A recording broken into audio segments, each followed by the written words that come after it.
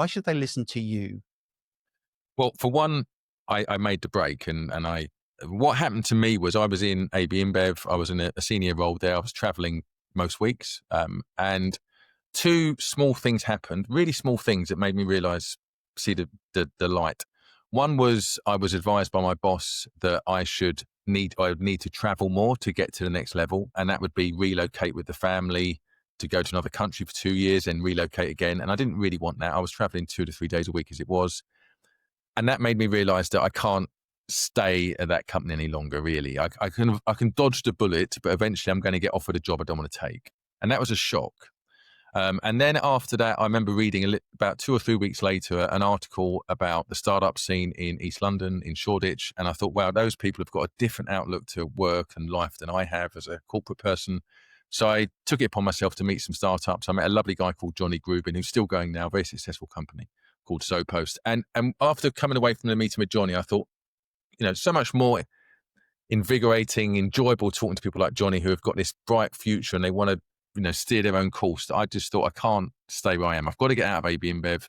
I want to work with people like that. So what can I do? And it was luck, really. I kind of realized that people like Johnny needed to talk to large companies to help grow his startup, and large companies, the area I was in at the time, had no idea what startups were doing. So I jumped to be like a connector initially. So I would get briefs from large corporations and I would go and find out what's happening in the startup world for them and try and join them together to work together.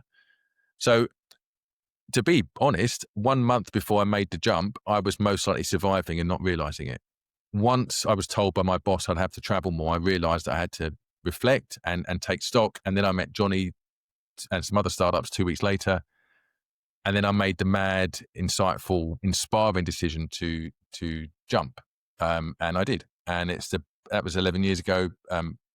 Honestly, the best thing I've ever done. Never looks like going back to the corporate world. And it made me see the light that you do have a choice. So if you are, as I said, if you are a little bit unfulfilled with your job and you always wanted to give it a go being your own boss, you can do that. You don't have to jump like I did completely. You can do a side hustle, but you can do it. You can make those first few steps. You do have a choice. And I think those two things for me, my boss's feedback and meeting a startup, made me realize that I had a choice and there was an option for me.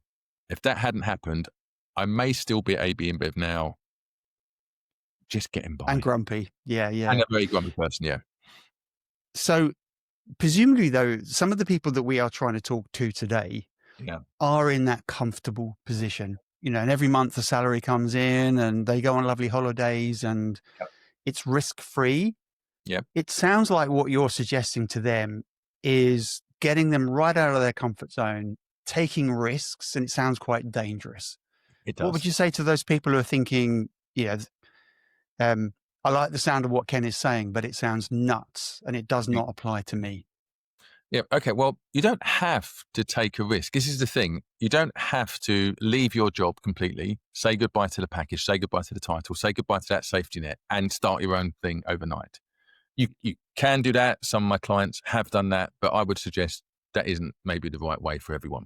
So you can start a side hustle.